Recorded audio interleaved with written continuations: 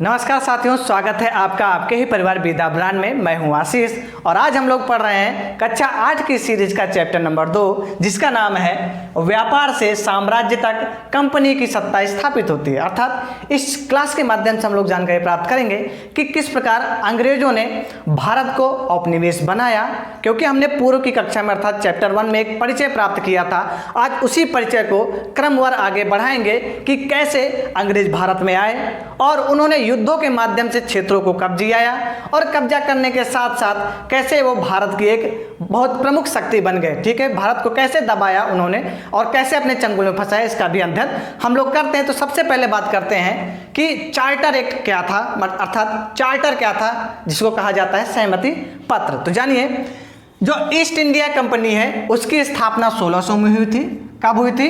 1600 में हुई थी। और यह स्थापना कहाँ हुई थी? इंग्लैंड में हुई थी। और किसके माध्यम से हुई थी? चार्टर के माध्यम से। किसके माध्यम से? चार्टर के माध्यम से। किसके? चार्टर के माध्यम से चार्टर बना। उसके पहले भारत के परिदृश्य में हम लोग जानकारी प्राप्त करते हैं। देखिए, उस समय क्या था, जहांगीर का शासन हुआ करता था। धीरे धीरे क्या हुआ, शासन मुगलों का चलता रहा और अंतिम शासक हुए औरंगजेब। वही अंतिम शासक जो था वो बहुत ही शक्तिशाली था। उसके बाद जो हुए पुछल्ले शासक वो उतने शक्तिशाली नहीं थे जैसा कि औरंगजेब थे और उसके पूर्वज हुआ करते थे। 1707 में औरंगजेब की मृत्यु के बाद भारत में एक शून्यवाद की स्थिति हो गई। अगर कोई स्थिति बची थी तो मराठों की थी और मराठों की स्थिति धीरे धीरे ठीक हो रही थी। फिर 1761 आता है, जैसा कि हमने आपको पूर्व कक्षा में बताया है कि 1761 में पानीपत का तृतीय युद्ध होता है। ठीक है, उसमें अब्दाली और इनके मध्य में होता है, मराठों के मध्य में, और मराठों की सारी शक्ति क्या हो जाती है? क्षीण हो जाती है और खंडों में वे विभक्त हो जाते हैं। तो इस प्रकार क्या होता है, भारत के राजनीतिक क्षेत्र में शून्यवाद की स्थिति उत्पन्न हो जाती है। और यही काल जो था, अर्थात कब से? 1707 से 1761 का जो काल था, 1770 मान लीजिए। ठीक है, यह जो काल था वह ब्रिटिशर्सों के लिए अर्थात अंग्रेजों के लिए एक सुनहरा काल कह सकते हैं, स्वर्णयुग उनको कह सकते हैं। क्यों? क्योंकि उसी समय क्या हुआ था कि बंगाल, फिर हमने बताया आपको अवध, फिर हैदराबाद, ये सभी जो छोटे छोटे मुगलों के अधीन प्रांत हुआ करते थे, ये अपनी एक अलग सत्ता स्थापित करते थे। अब क्या हो गया?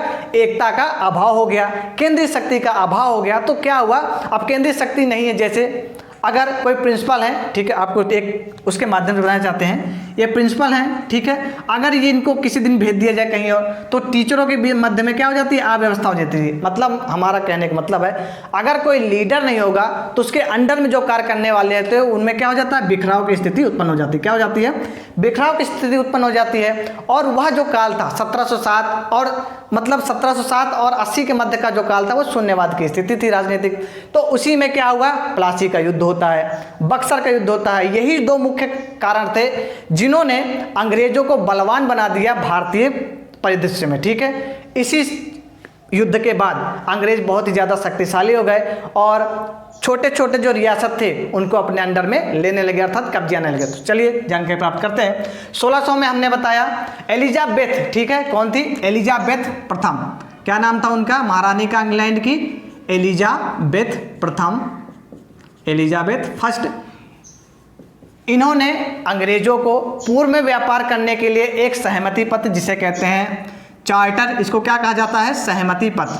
अब सहमति पत्र क्या होता है? सहमति पत्र मीन्स होता है कि आपका ही केवल एक अधिकार होगा उस क्षेत्र में जहां आप व्यापार करने जाते हैं। तो इस एक्ट के माध्यम से उनको क्या शक्ति मिल गई कि आप इंग्लैंड के पूर्व में, अर्थात कह सकते हैं इंग्लैंड ये है, ठीक है, ये वाला हिस्सा क्या हो जाएगा? पूर्व हो जाएगा।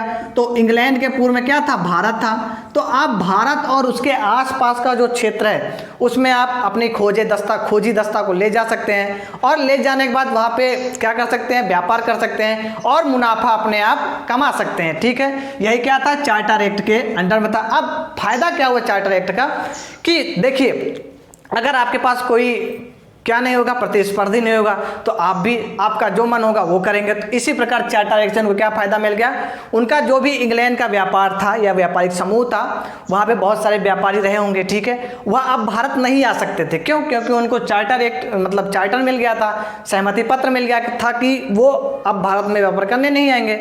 क्योंकि मैंने अभी आपको पूर्व की कक्षाओं में बताया कि भारत से व्यापार करने में उनको फायदा था। क्या?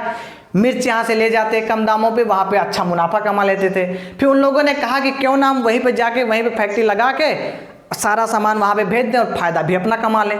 तो इसी प्रकार क्या होगा, इनको शक्ति मिल गई। फिर धीरे धीरे बात आती है 1651 में। 1651 में ही पहली फैक्ट्री स्थापित हुई थी। कहाँ पे? हुगली नदी किनारे, अर्थात हुगली नदी कहाँ? पश्चिम बंगाल में। कहाँ पर? पश्चिम बंगाल में हुगली नदी किनारे पहली फैक्ट्री की स्थापना हुई। अंग्रेजी फैक्ट्री कह सकते हैं, ब्रिटिश फैक्ट्री की स्थापना। ठीक है, किसकी? ब्रिटिश फैक्ट्री की स्थापना कहाँ पर हुई? हुगली नदी के किनारे। अब धीरे धीरे जब फैक्ट्रियों की स्थापना होने लगी तो इनको सुरक्षा के लिए भी सेनाओं की आवश्यकता होने लगी। तो सेनाओं की आवश्यकता पूरी करने के लिए क्या करने लगे वो लोग? सैनिकों को अपने देशों से बुलाने लगे।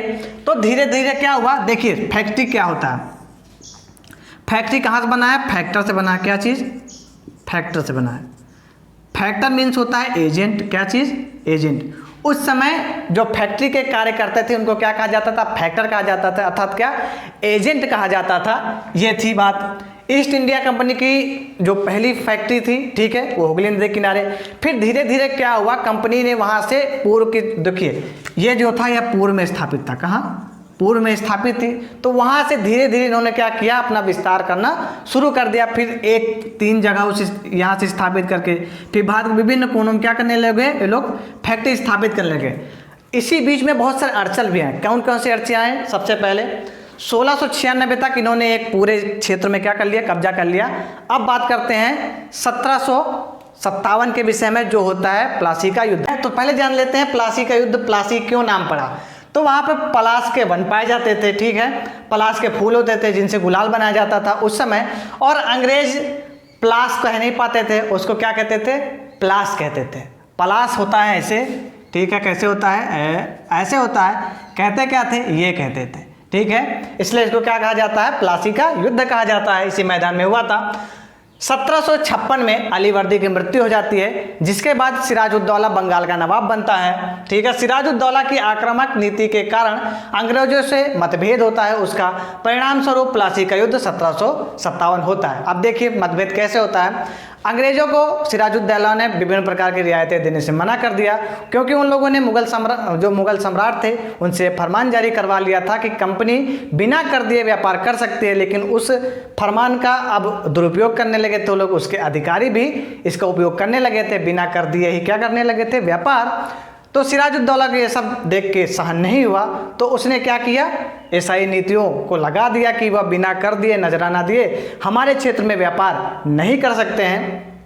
इसी के मतभेद और बढ़ता चला गया इन दोनों के मध्य। और मतभेद का रूप कहाँ पे दिखाई देता है? कासिम बाजार में स्थित कंपनी का एक फैक्ट्री था, जिसमें 30,000 सैनिकों के साथ सिराजुद्दौला धावा बोल देता है और उसके अधिकारियों को गिरफ्तार कर लेता है और कंपनी के फैक्ट्री पे ताला लगा देता है, अर्थात बंद कर देता है। जब यह बात बंगाल से पहुंचते पहुंचते मद्रास पहुंचती है, तो वहां पे लॉर्ड क्लाइव के नेतृत्व में कुछ सेना के टुकड़े को भेजा जाता है।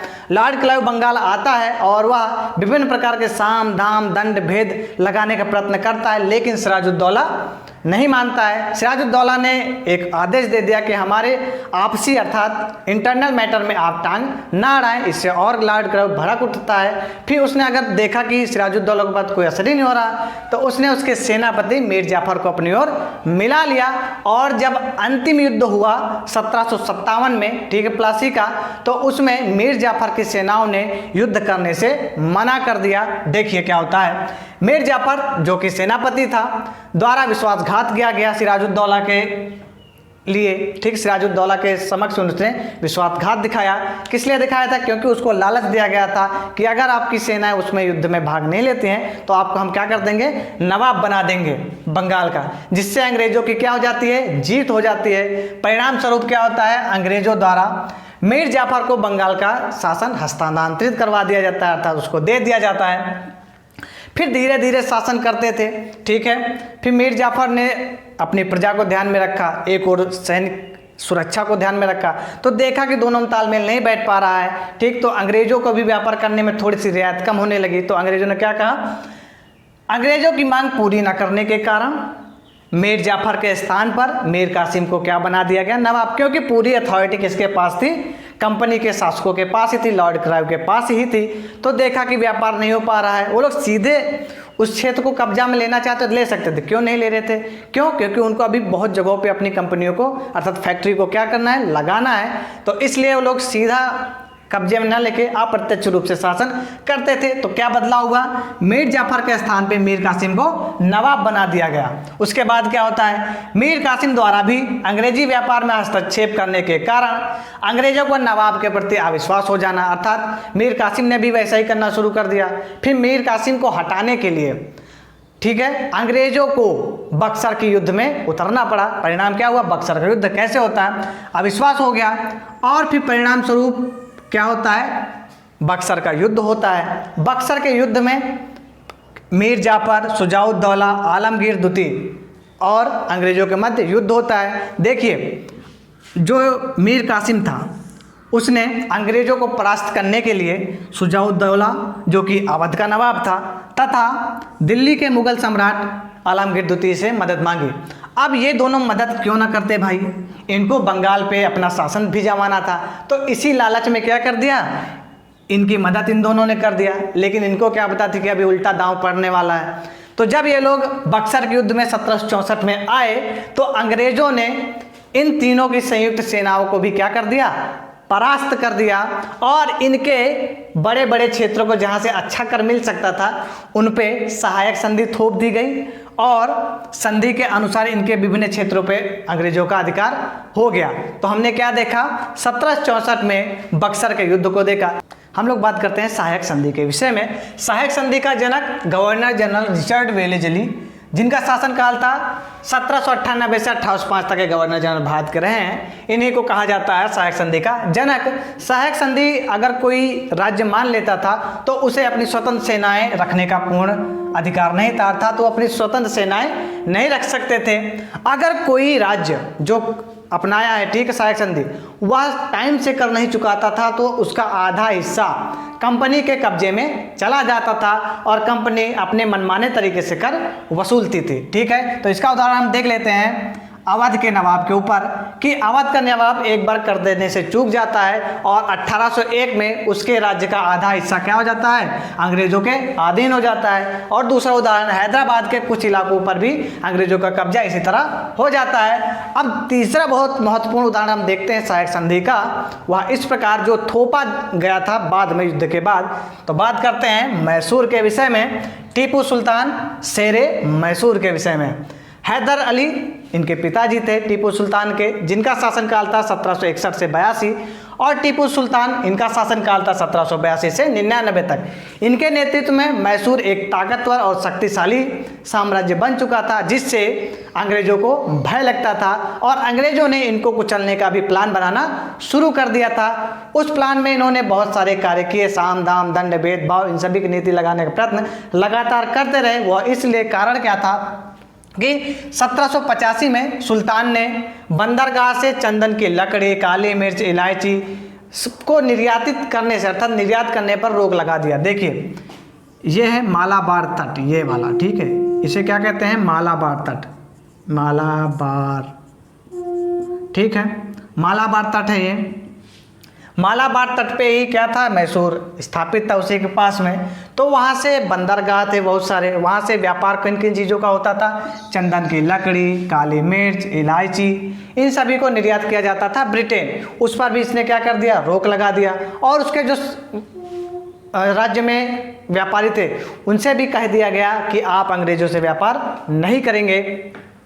टीपू ने फ्रांसीसियों से घनिष्ठ संबंध बनाए और घनिष्ठ संबंध बनाने के साथ ही साथ उसने अपनी सेना का आधुनिकीकरण भी किया, अर्थात उसको अपने मॉडर्न भी बनाया अपनी सेना को ब्रिटिशर से पंगा लेने के लिए। ठीक है, लेकिन बाद में क्या होता है, ये मतभेद जो है बहुत अधिक बढ़ता चला गया और फ्रांसीसियों का भी राज्य जो है लगभग खत्म होने वाला ही था। ठीक है, तो क्या किया, मैसूर से अंग्रेजों ने युद्ध किया। कितनी बार युद्ध किया, 4 बार युद्ध करने पड़े मैसूर को अंग्रेजों से। तो पहला युद्ध था 1767 से 69 के मध्य में, जो कि 2 वर्षों तक चला। दूसरा युद्ध होता है 1780 से 84 के मध्य, जो 4 सालों तक चला गया था। तीसरा युद्ध बहुत ही इम्पैक्टफुल होता है क्योंकि मराठा, हैदराबाद का निजाम और अंग्रेज एक साइड होते हैं, संयुक्त रूप से युद्ध करते हैं और मैसूर की सेना अकेले युद्ध करती है। इस युद्ध में मैसूर की हार हो जाती है और टीपू सुल्तान को अपमानजनक संधि करनी पड़ती है। उसका बहुत ही जो क्षेत्र है वह विभिन्न राजाओं के कब्जे में चला जाता है और युद्ध में क्षति के रूप में उससे बहुत ही अधिक धन वसूला जाता है और उसके बेटों को लॉर्ड कॉर्नवालिस ने बंधक बना लिया, ठीक है, और उनसे सेवा कार्य करवाता था। फिर जो अंतिम युद्ध होता है वह 1799 में होता है श्रीरंगपट्टम की लड़ाई में, ठीक है। श्रीरंगपट्टम की आखिरी युद्ध में टीपू सुल्तान मारा जाता है अंग्रेजों के हाथों, ठीक है, और शासन उसका जो चला जाता है वह वोडियार राजवंश के हाथों में चला जाता है। किसके हाथों में चला जाता है? वोडियार राजवंश के हाथ में चला जाता है। तो हमने जानकारी प्राप्त किया है सहायक संधि के विषय में और इनिशियल स्टेज के विषय में भी जानकारी प्राप्त किया है कि किस प्रकार व्यापारी से वो धीरे धीरे प्रशासनिक क्षेत्रों में अंग्रेज आने लगे थे। आगे हम लोग देखेंगे मराठा युद्ध के विषय में। उसी के बाद जब 18वीं शताब्दी का अंत होने लगा तो अंग्रेजों ने सोचा क्यों ना अब मराठा शक्ति को भी अपने अधीन कर लिया जाए, तो तरह तरह के उपाय सोचने लगे। जब उनकी दाल नहीं गली तो उन्होंने सोचा कि अब क्यों ना युद्ध किया जाए। तो देखिए 1761 के बाद 1761 में पानीपत का तृतीय युद्ध होता है और उसके बाद मराठों का सपना पूरे भारत पे राज्य करने का चूर चूर हो जाता है। मराठा साम्राज्य कई राज्यों में बढ़ जाता है। अब राज्य कौन कौन से थे?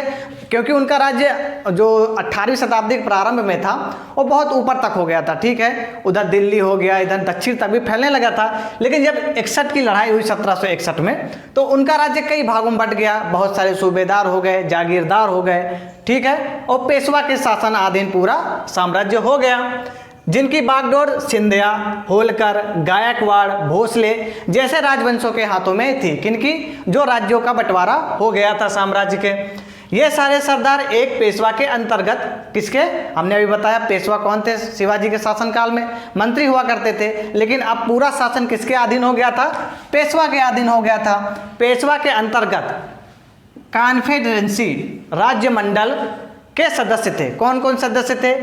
सिंधिया, होलकर, गायकवाड़, भोसले आदि जो राजवंश थे इसी के अंतर्गत आते थे और इसके सदस्य हुआ करते थे। पेशवा राज्य मंडल का प्रमुख प्रशासनिक अधिकारी तथा सैन्य अधिकारी होता था। वह पुणे में निवास करता था। कहाँ पे निवास करता था? पुणे, महाराष्ट्र में निवास करता था। उस समय जब 18वीं शताब्दी चल रही थी उस समय के आखिर तक में दो बहुत प्रमुख मराठा योद्धा और राजनीतिज्ञ हुए, वो थे महादजी सिंधिया व नाना फडणवीस। ये 18वीं सदी के आखिरी के महान योद्धा और राजनीतिज्ञ थे। मराठों का अंग्रेजों के साथ 3 बार युद्ध होता है। ये तीनों युद्ध बहुत ही ज़्यादा महत्वपूर्ण है। इनके सन को याद कर लीजिए, बहुत ही इंपॉर्टेंट है। प्रथम युद्ध होता है 1782 में, ठीक है, 1782 में होता है और इसका अंत सालबाई संधि के साथ खत्म होता है। कौन सी संधि? ये बहुत ज़्यादा पूछा जाता है। सालबाई की संधि के साथ अंत होता है। फिर कुछ समय बाद शासन ठीक ठाक चलता रहता है। फिर दूसरा युद्ध होता है मराठों का अंग्रेजों के साथ। द्वितीय युद्ध 1803 से 5 के मध्य अर्थात 2 वर्षों तक चलता है। इस युद्ध में मराठों की पराजय होती है और उनका उत्तरी साम्राज्य, ठीक है, अर्थात यमुना के उत्तर में स्थित आगरा, दिल्ली आदि क्षेत्रों पर, दिल्ली, आगरा और उड़ीसा के प्रमुख क्षेत्रों पर, जो प्रमुख क्षेत्र थे उत्तर में, उन पर अंग्रेजों का कब्जा हो जाता है। और फिर अंत में तृतीय युद्ध होता है जिसमें अंग्रेजों द्वारा मराठों की शक्ति को कुचल दिया जाता है। तृतीय युद्ध होता है 1817 से 1819 के मध्य। मराठों की शक्ति को इसमें समाप्त कर दिया जाता है और पेशवा को पेंशन पर बिठूर कानपुर के पास भेज दिया जाता है। पुणे से उनको क्या किया जाता है? निर्वासित कर दिया जाता है। और भेजा कहाँ जाता है? बिठूर में भेजा जाता है। तो इस प्रकार हमने देखा है मैसूर का युद्ध और मराठों के युद्ध के विषय में। अब क्या हुआ कि जहाँ 18वीं शताब्दी में एक युद्धों का तांता चलता रहा, युद्ध के माध्यम से उन्होंने पूरे देश में कब्जा किया और अपना प्रशासनिक अधिकार प्राप्त किया। उसी के साथ 19वीं शताब्दी में सर्वोच्चता का दावा करने वाली एक नीति का भी एक शुभारंभ किया गया। किसके नेतृत्व में? सर्वोच्चता का दावा। लॉर्ड हेस्टिंग, जिनका कार्यकाल था 1813 से 23 के मध्य, ये गवर्नर जनरल बनकर भारत आए और इनके नेतृत्व में सर्वोच्चता की एक नई नीति की शुरुआत की गई। अभी तक कौन सी नीति चल रही थी? आक्रामक नीति चल रही थी, साम दाम दंड भेदभाव की नीति चल रही थी। लेकिन अब कौन सी नीति हो गई? सर्वोच्चता की नई नीति को लागू कर दिया गया। कंपनी का दावा था, क्या दावा था?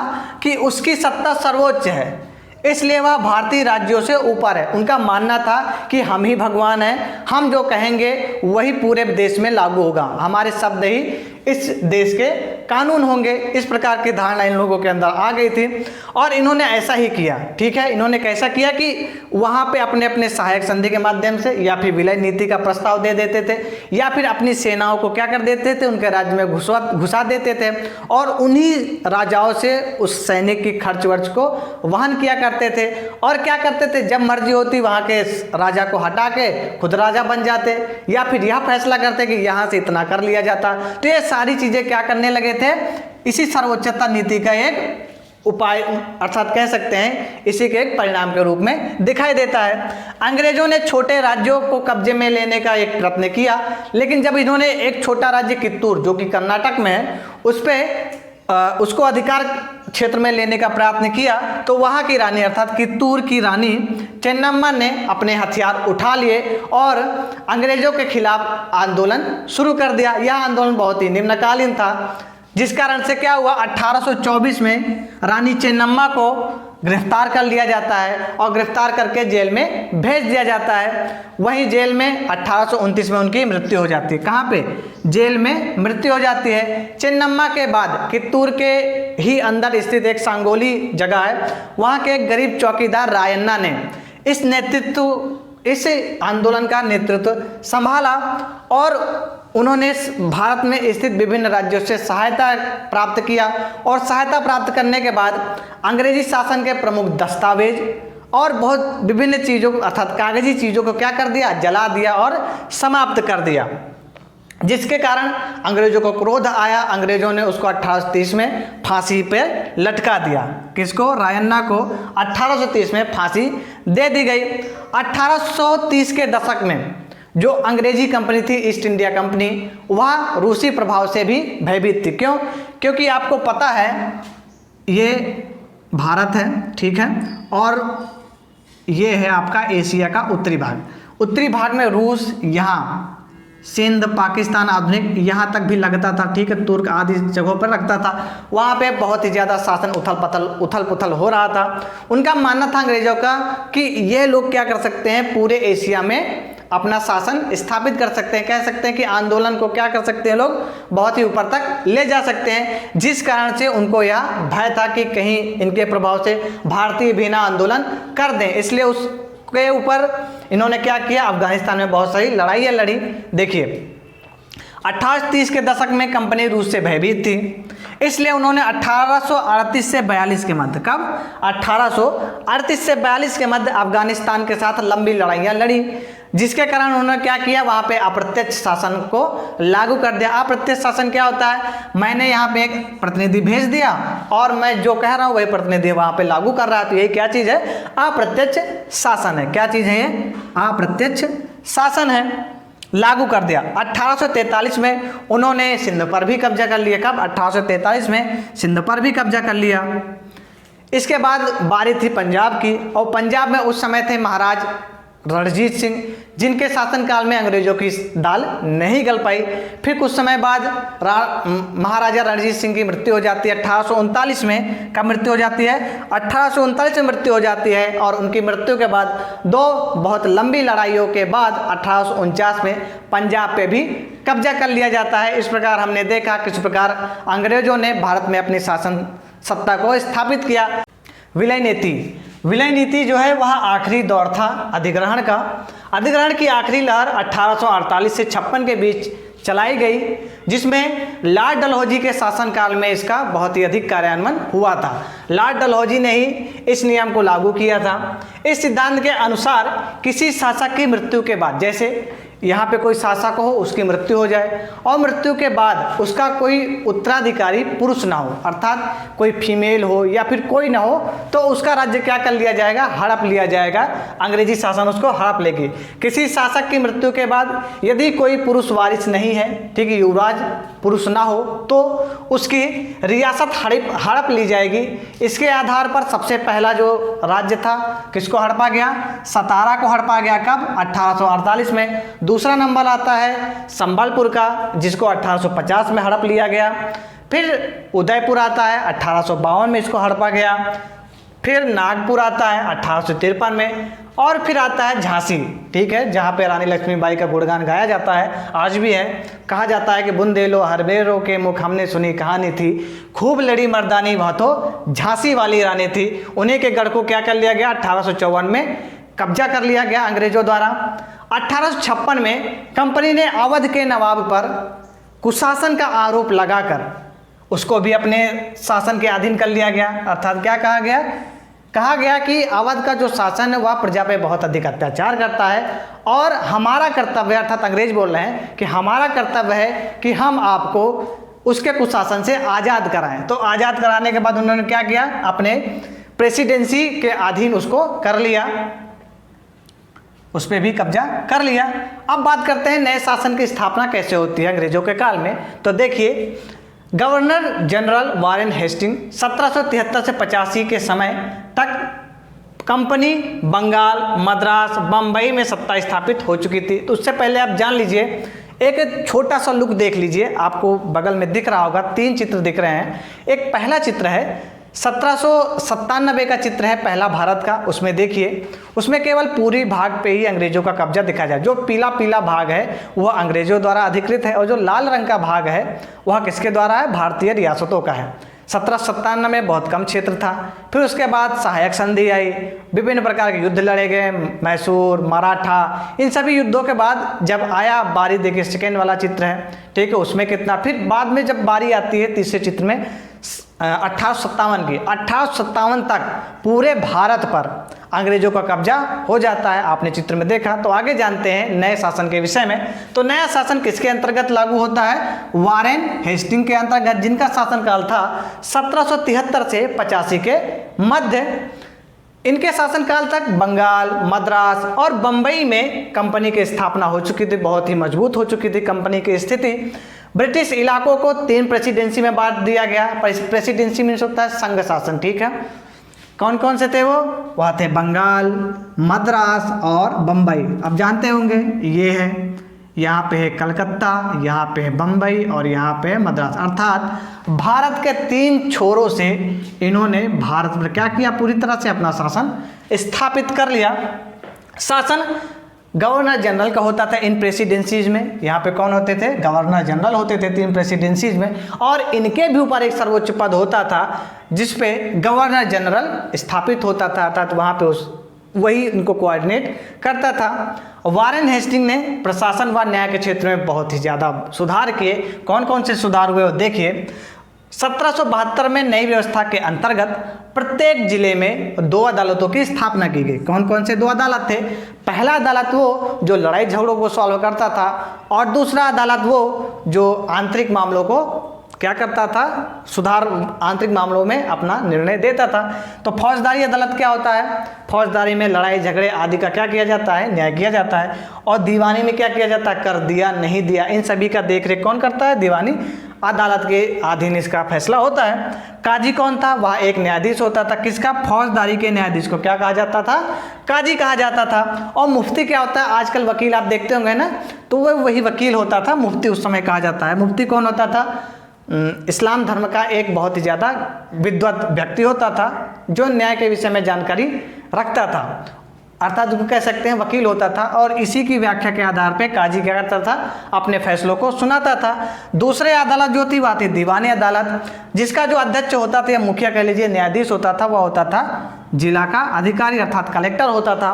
अब नोट में जान लीजिए कुछ इंपॉर्टेंट चीज़ें, वो है 1785 में हेस्टिंग के लंदन वापसी के बाद उस पर एडमंड बर्के ने कुशासन का आरोप लगाकर महाभियोग चलाया। अब महाभियोग क्या होता है, महाभियोग, ठीक है, वहाँ पे लंदन में होता था। लंदन में अगर कोई व्यक्ति हाउस ऑफ कॉमन्स का सदस्य है, ठीक है, उसको कुशासन के आरोप में अगर पकड़ा जाता है तो उस पर हाउस ऑफ लॉर्ड्स में, अर्थात आप यहाँ पे राज्यसभा होती है भारत में, वहाँ पे हाउस ऑफ लॉर्ड्स होता है, जहाँ पे उच्च लोग क्या होते थे, कुलीन वर्ग के लोग होते थे, वहाँ पे मुकदमा चलाया जाता था। इसे क्या कहा जाता है, महाभियोग कहा जाता है। ठीक, क्या चलाया गया, महाभियोग चलाया गया, जो ब्रिटिश पार्लियामेंट में 7 वर्षों तक चलाया गया। कहाँ, ब्रिटिश संसद में कितने वर्षों तक चालू रहा? 7 वर्षों तक चालू रहा। 1775 में 11 पंडितों को भारतीय कानून के संकलन का काम सौंपा गया। देखिए यहाँ पे क्या था कि जो कानून व्यवस्था थी वह हिंदू धर्म में अलग प्रकार से होती थी और इस्लाम धर्म में अलग प्रकार से होती थी। हिंदू धर्म जो था वह धर्मशास्त्रों पे अपना पूरा प्रकरण प्रस्तुत करता था। धर्मशास्त्र क्या होते हैं? 500 साल पहले, 500 वर्ष पहले लिखे गए जो संस्कृत के श्लोक हैं जिसमें समाज में आचरण किस प्रकार रखना चाहिए इसका उल्लेख मिलता है। उसके आधार पे क्या करते थे? न्यायाधिकार करते थे और शरिया के आधार पे इस्लाम धर्म में न्याय व्यवस्था चलती थी। तो क्या कहा गया कि क्यों नहीं इन दोनों को एकत्रित कर दिया जाए और सम्मिलित रूप में देखा जाए कौन कौन सी अच्छी बातें उनको ले लिया जाए, एक संहिता बनाने का प्रस्ताव रखा गया। तो 1775 में 11 पंडितों को भारतीय कानून के संकलन का काम सौंपा गया, जिसका जो अंग्रेजी अनुवाद है किसने किया? एनबी हाल्डेड ने किया था। और 1778 में यूरोपीय न्यायाधीशों के लिए मुस्लिम कानूनों के बीच संहिता बना ली गई थी। 1773 में रेगुलेटिंग एक्ट आता है, इसका बहुत ही महत्वपूर्ण स्थान है भारतीय कानून सुधार में। 1773 में रेगुलेटिंग एक्ट के अंतर्गत नए सर्वोच्च न्यायालय की स्थापना की गई। इसके अलावा जो हाई कोर्ट आज आप देखते हैं ना, उसकी एक इनिशियल स्टेज कहाँ पे दिखाई देती है? कलकत्ता में। इसके अलावा कलकत्ता में एक अपीली अदालत जिसको कहा गया सदर निजामत अदालत की स्थापना की गई। इस प्रकार हमने देख लिया है कि 1857 के पहले तक, ठीक है, किस प्रकार की शासन व्यवस्था लागू थी। तो हम जानकारी प्राप्त करते हैं कलेक्टर के विषय में। भारतीय जिले का सर्वोच्च पद होता है कलेक्टर का पद। इसका काम होता है लगान वसूल करना, कर वसूल करना तथा न्यायाधीश, पुलिस अधिकारियों की सहायता से, दरोगा की सहायता से कानून व्यवस्था को बनाए रखना। अंग्रेजों के समय में कलेक्टर का यही उपयोग होता था कि वह लगान इकट्ठा करता था, कर इकट्ठा करता था, लगान कर, ठीक है, एक ही होता है, और अधिकारियों के माध्यम से उस जिले में शासन व्यवस्था को बनाए रखना। उसका कार्यालय क्या कहलाता था? कलेक्ट्रेट आज भी कहलाता है। कलेक्ट्रेट सत्ता व आरक्षण का नया केंद्र बन गया था। आरक्षण क्या चीज़ है यहाँ पे? आरक्षण वो नहीं है जो 17, 10%, 20%, वो नहीं, ठीक है। आरक्षण मीन्स होता सुरक्षा का एक केंद्र बन गया था। अब जानकारी प्राप्त कर लेते हैं कंपनी के फौज के विषय में। अंग्रेज कंपनी सेना को सिपाही या आर्मी कहती थी, ठीक, क्या कहती थी? सिपाही, जो कि सिपाही से बना हुआ है, सिपाही आर्मी कहती थी। 1820 के दशक में ब्रिटिश साम्राज्य बर्मा, अफगानिस्तान व मिस्र से भी लड़ रहा था, जहां सिपाही मस्कट क्या होता है? एक लंबी बंदूक होती है, ठीक है, जिसको बीच से तोड़ा जा सकता है, और मैचलॉक एक लंबी बंदूक होती है जिसमें माचिस की तीली से बारूद में आग लगाया जाता है, उससे फायर होता है, ठीक, उसे कहते हैं मैचलॉक, से लैस थे। सिपाहियों को यूरोपीय ढंग से प्रशिक्षण दिया जाने लगा था। ये बहुत ही महत्वपूर्ण बात है कि सिपाहियों को क्या दिया जाने लगा? प्रशिक्षण दिया जाने लगा ब्रिटिश पद्धति से। अब निष्कर्ष की बात करते हैं। अब तक हमने चैप्टर में क्या क्या पढ़ा है उन सभी का निचोड़ देख लीजिए। चैप्टर हमने मैसूर, मराठा और विलय के साथ साथ सहायक नीतियों को भी देखा था। अब देखिए निष्कर्ष में, ईस्ट इंडिया कंपनी एक व्यापारिक कंपनी से बढ़ते बढ़ते, पहले व्यापारिक कंपनी के रूप में आई थी, अब वह धीरे धीरे वृद्धि कर रही थी। क्या कर लिया उसने? भारत को भौगोलिक औपनिवेशिक बना लिया और औपनिवेशिक शक्ति बनके उभर आया। 1857 तक भारतीय उपमहाद्वीप के 63% भूभाग पर तथा 78% आबादी पर कंपनी का सीधा प्रशासन क्या हो चुका था? स्थापित हो चुका था। तो हम लोगों ने क्या क्या पढ़ा अभी तक शुरू से लेके? बंगाल के विषय में पढ़ा, ठीक है, उसके साथ ही साथ विलय नीति, सहायक नीति, मैसूर के साथ 4 युद्ध पढ़े, और फिर मराठों के साथ 3 युद्ध पढ़े, ठीक है, पंजाब पे कब्जा कैसे किया, उन सबको देखा। तो यह वीडियो यहीं तक। इससे संबंधित जो आपको पीडीएफ है वह हमारे टेलीग्राम चैनल पे आपको मिल जाएगा, जिसका लिंक डिस्क्रिप्शन में है, और डिस्क्रिप्शन से गुजरते हुए विभिन्न प्लेलिस्टों को जरूर देखें और अपने ज्ञान को बढ़ाएं। मिलते हैं नेक्स्ट वीडियो में, तब तक के लिए धन्यवाद।